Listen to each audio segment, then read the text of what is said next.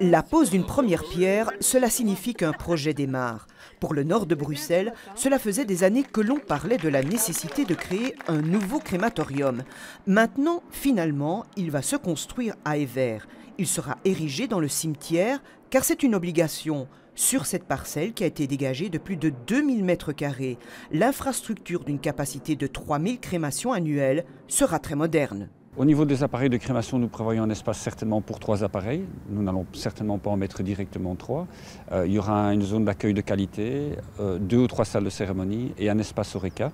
Il est clair que notre objectif est également d'intégrer le bâtiment parfaitement dans l'environnement, de manière à ce que esthétiquement il soit aussi une plus-value pour le quartier et pour le cimetière. À Bruxelles, on compte près de 10 000 décès par an. 70% des Bruxellois optent pour la crémation.